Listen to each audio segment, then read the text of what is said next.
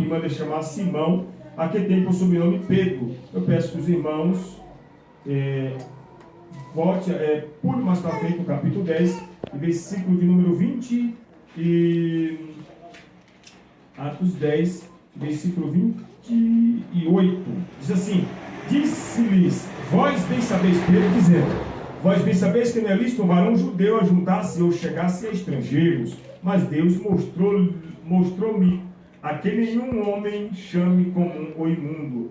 Pule lá para o versículo 37, Atos 10 e 37. Pedro pregando agora. E estas palavras vós bem sabeis, veio por toda a Judéia, começando por Galileia, depois do batismo que João pregou. Versículo 38. Pedro pregando para Cornélio aqui. Como Deus ungiu a Jesus de Nazaré com Espírito Santo e com virtude, o qual andou fazendo o bem, curando a todos os oprimidos do diabo, porque Deus era com ele. E nós somos testemunha de todas as coisas que fez, tanto na Judéia como em Jerusalém, ao qual mataram pendurado no madeiro. Cruz que inventou foi os romanos, no madeiro. Era uma estaca. A crença judaica diz que é uma estaca. Senhor nosso Deus, nosso Pai, graças te damos no nome de Jesus Cristo, Senhor, no nome de Jesus Cristo, em nome de Jesus. Amém. Meus irmãos, aqui nós estamos falando de Cornélio. Cornélio, ele era um centurião da corte italiana, um homem justo, temente a Deus. Nós vemos aqui no texto que abre o capítulo 10, já chamando Cornélio de varão, né? Um varão que era temente a Deus. Então, no versículo 2, era um homem temente a Deus com toda a sua casa. E nós vemos aqui também que ele era um homem de oração e também era um homem que dava muita esmola ao povo. E o texto aqui no Atos 10 diz que ele era um homem, um centurião romano que fazia muito bem ao povo judeu. Era um homem de bem. E diz a Bíblia que ele estava aqui há 4 dias em santo jejum a Deus. Ele estava há 4 dias em santo jejum ao Senhor, quando ele teve a visão do anjo. O anjo chega para ele e manda que ele chamasse a Pedro. Agora, por que o anjo se preocupou com Cornélio? Por que o anjo teve essa preocupação com Cornélio, meus irmãos? Porque Cornélio era uma vida íntegra, uma vida de oração. E um detalhe aqui, meus irmãos, o texto de Pedro pregando para ele, que não era lícito um judeu se acomodasse com uma pessoa estrangeira, no caso, um gentil, no caso de Cornélio aqui. Quando você vê o capítulo 10, o versículo 21, diz assim: eis que diante de mim se apresentou um varão, com veste resplandecente, e disse-me, Cornélio, a tua oração foi ouvida, e as tuas esmolas chegou à memória de Deus. Diz a Bíblia aqui que Cornélio, meus irmãos, ele era uma vida íntegra de jejum, uma vida íntegra de oração. E o texto diz também que Cornélio, ele estava há 4 dias em santo jejum ao Senhor, quando aconteceu essa visão magnífica. E o Senhor aqui, meus irmãos, ele se preocupou com a vida de Cornélio. Ele queria salvar Cornélio, porque viu que Cornélio estava numa vida contínua de oração. Mas alguma coisa faltava para Cornélio. O que faltava para Cornélio, meus irmãos? Faltava Jesus Cristo na vida. Ele tinha uma vida de oração, tinha uma vida bondosa, temente, de dar a esmola, de ajudar as pessoas. Sim, ele tinha uma vida de jejum, tinha. Mas uma coisa faltava a Cornélio. O que faltava na vida de Cornélio? Que a porta fosse aberta. E quem iria abrir a porta da graça para Cornélio? Seria o apóstolo São Pedro. O apóstolo São Pedro que tinha a chave para abrir a porta para pregar o evangelho de Jesus Cristo para Cornélio. Percebe que no versículo 37, Cornélio, quando recebe Pedro já chega começando a dizer: olha, nós sabemos que tu és estrangeiro, nós sabemos que você é um estrangeiro e pela crença judaica nós não poderíamos se acomodar nós contigo, porque você é um estrangeiro, você é um gentil, nós somos judeus. Mas o Senhor que me apareceu em visão no lençol das comidas imundas e impuras que mandou comer, representava vocês, os gentios. E Pedro começou a descascar o abacaxi, meus irmãos, na casa de Cornélio.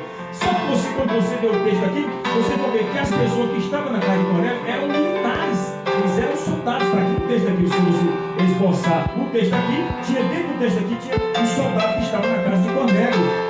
E quando Pedro começa a pregar para Cornélio, falando de Jesus Cristo, que até então Cornélio sabia orar, sabia jejuar, sabia fazer orações, sabia dar esmola, mas não tinha a porta da salvação na sua vida, não tinha Cristo na sua vida.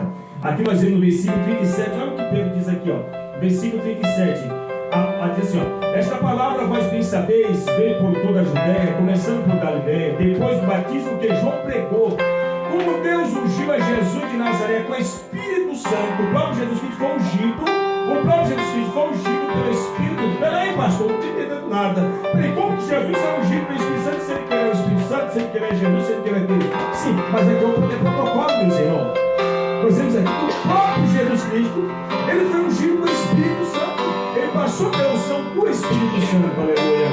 Glória ao nome do Senhor. O qual estou fazendo bem, curando a todos os oprimidos do diabo, porque Deus era com ele.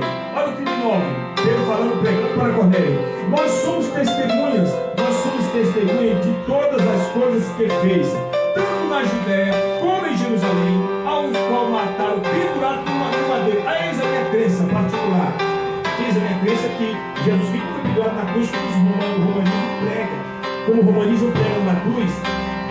O judaísmo, quando a pessoa era condenada no Velho Testamento, no livro de Deuteronômio, o pecado de blasfêmia, era pendurado no madeiro. Esse negócio de cruz que inventou foi o romanismo. Então aqui o apóstolo Pedro sempre o apóstolo Pedro defendeu o madeiro. Está aqui, e nas cartas de Pedro também fala do madeiro, e em Gálatas também fala que Cristo foi pendurado no madeiro. E todo aquele que é pendurado no madeiro é maldito, de madeira e maldito. Então aqui, meus irmãos, olha o que diz aqui no versículo de número 40. A este ressuscitou, Pedro pregando para Cornélio. A este ressuscitou no terceiro dia e fez que se manifestasse. Aleluia. Não todo o povo, mas testemunhas que Deus antes ordenara a nós que comemos e bebemos juntamente com ele. Pedro foi pregando para ele. Depois que ressuscitou dos mortos. O que é que nós vimos aqui? Nós vimos o apóstolo Pedro abrindo a porta. Abrindo a porta para Cornélio entrar. Peraí, pastor, não entendi ainda não. Isso é para rasga não. Então Pedro estava abrindo a porta para Cornélio entrar. É o que o Anderson falou aqui naquela situação daquele casal. É o que o Anderson falou aqui. Nós temos que abrir a porta, meu irmão. Nós temos que abrir a porta para o lesbianismo. Temos que abrir a porta para o homossexualismo. Temos que abrir a porta para o ladrão. Temos que abrir a porta para as pessoas que estão na macumba, na feitiçaria, na umbanda, na quibanda, na tribanda, na bababa. De tudo, meus irmãos. Nós temos que abrir a porta, meu irmão. Nós temos que abrir a porta. Aqui Cornélio recebeu o quê? Cornélio tinha uma vida de oração? Tinha. Cornélio tinha uma vida de jejum? Tinha, meu irmão. Cornélio tinha uma vida de ser bondoso com as pessoas? Tinha. Mas nada isso iria fazer ele alcançar a salvação. Nada disso iria levar à salvação. Mas o que iria levar Cornélio à salvação? Aceitar a Cristo como o único e suficiente?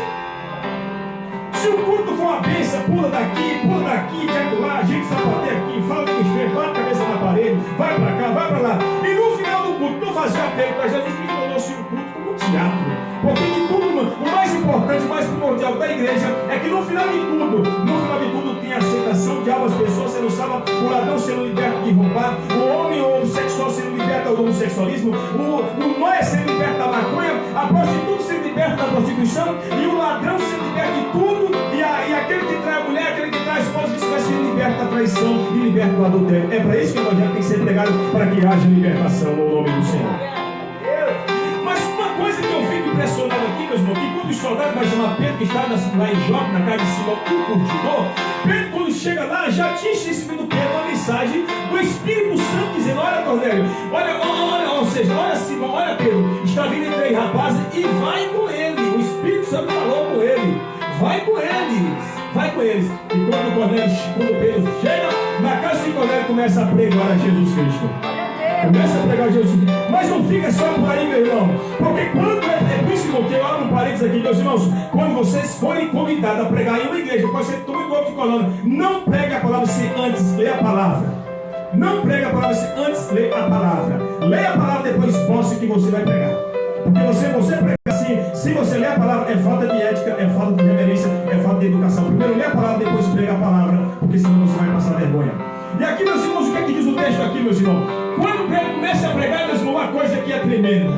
Pedro começou a pregar, meus irmãos, e o que aconteceu, pastor? Pedro começou a pregar para Cornélio. Cornélio vivia uma vida contínua de oração, vivia uma vida de jejum, vivia uma vida íntegra com Deus, que era bom para com as pessoas, dava esmola, dava uma pessoa um santo. Mas faltava uma coisa na vida de Cornélio. O que, evangelista? A salvação da alma. A salvação da alma, meus irmãos. Mas o que nós olhamos para a vida de Cornélio? O que Cornélio era? Quem lembra o que Cornélio era? Cornélio, ele era o quê? Ele era um centurião da corte italiana, tá certo? Se você ler o texto do versículo 2 vezes, que Cornélio era da corte italiana. Até hoje tem o nome do país Itália. Até hoje existe o país. E o italiano aqui recebeu o Espírito Santo quando Pedro começou a pregar, meus irmãos. Quando Pedro começa a pregar a palavra de Deus dentro da casa de Cornélio, irmão, não ficou por ali não, meus irmãos. Não ficou somente aqui não. Irmãos, olha o que diz o capítulo 10. Acompanhe comigo o raciocínio aqui no capítulo 10. E o versículo 44. Vamos ver o 43. A este dão testemunho todos nós, todos os profetas, que de todos os que nele creem receberão perdão dos pecados. Ainda Pedro pregando para Cornélio. Correto, meus irmãos? Pedro continua pregando a palavra. Quando se prega a palavra, meu irmão, alguma coisa tem que haver, Edmilson. Alguma coisa tem que haver, Anderson. Ainda que suma